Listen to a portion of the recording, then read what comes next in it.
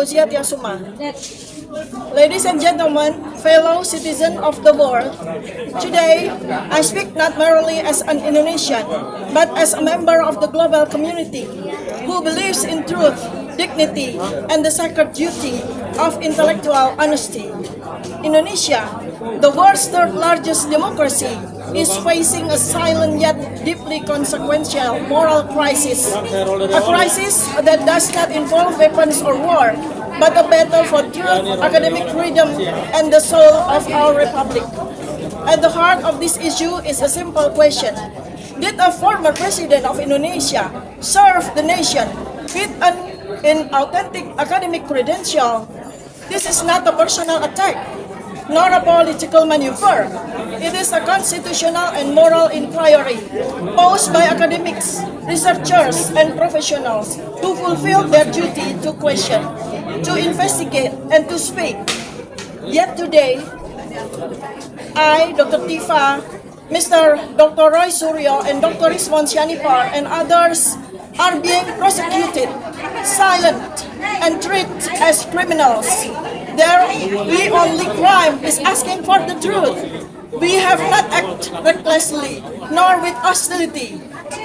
Our method was scholarly. Our motive is to protect the integrity of the Republic.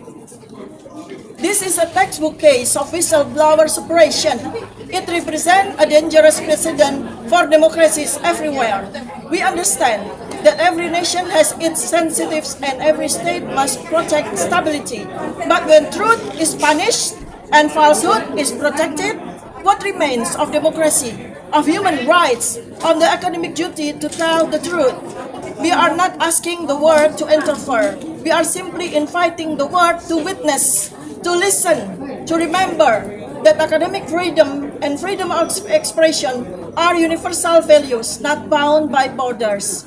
We ask our friends in the United Nations, in international academic institutions, in global human rights organizations to hold space for this case, to recognize the moral cost when silence prevails over truth. In the words of the Prophet Muhammad, peace be upon him, saying the truth even if it is bitter, and in the tradition of global justice, the arc of the moral universe is long, but it bends toward truth.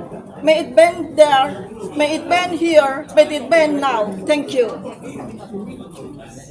Membela kebenaran dan integritas akademik di Indonesia. Saya Dr. Fauzia Tiasuma.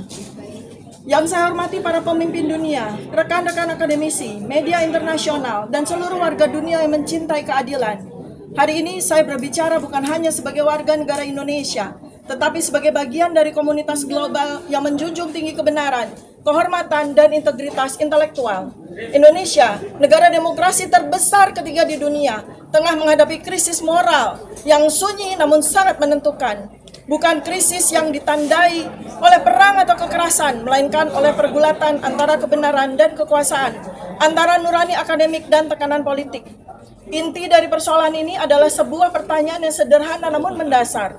Benarkah seorang mantan Presiden Republik Indonesia pernah menjabat dengan ijazah akademik yang tidak otentik? Pertanyaan ini bukan serangan pribadi, bukan fitnah, bukan pula manuver politik.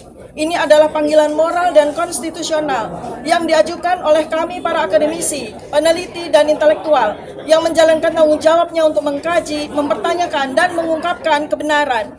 Namun hari ini, kami yang bersuara, di antara kami adalah saya sendiri Dr. Tifa, Dr. Roy Suryo, Dr. Rizwan Syanipar, dan beberapa lainnya justru dikriminalisasi. Kami dibungkam, kami diperlakukan seolah-olah penjahat. Padahal satu-satunya kesalahan dalam tanda kutip kami adalah kami sedang menegakkan kebenaran. Kami tidak bertindak sembrono, kami tidak menyerang, kami menggunakan pendekatan akademik. Dan motivasi kami adalah menjaga kehormatan Republik. Ini adalah contoh nyata dari penindasan terhadap para whistleblower. Sebuah presiden berbahaya, bukan hanya bagi Indonesia, tetapi bagi demokrasi di seluruh dunia. Kami tidak meminta dunia untuk campur tangan. Kami hanya mengundang dunia untuk menyaksikan, untuk mencatat, untuk mendengarkan. Karena kebebasan akademik dan hak untuk berkata benar adalah nilai universal dan dilindungi oleh undang-undang internasional. Dan ini tidak terikat oleh batas negara. Kami memohon kepada sahabat-sahabat kami di PBB, di universitas-universitas dunia, di organisasi hak asasi manusia internasional, beri ruang bagi kasus ini. Sadari bahwa harga dari diamnya suara nurani jauh lebih mahal daripada ketidaknyamanan politik sesaat. Rasulullah Muhammad SAW pernah bersabda, katakanlah yang benar walau itu pahit. Dan dalam tradisi keadilan global, kita mengenal ungkapan, lengkung semesta moral itu panjang tapi ia condong menuju kebenaran. Semoga ia kali ini condong ke sini dan semoga saatnya adalah sekarang.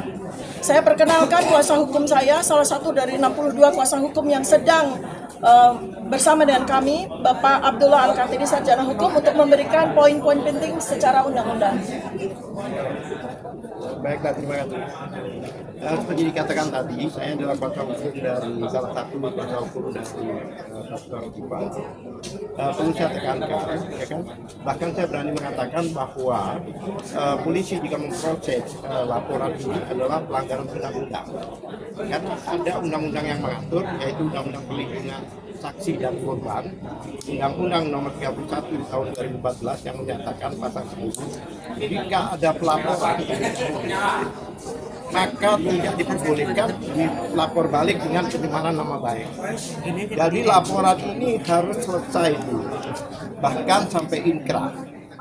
Faktanya ini pada saat TPUA sudah melaporkan tanggal 9, itu Pak Jokowi baru tanggal 30 April kemarin melaporkan.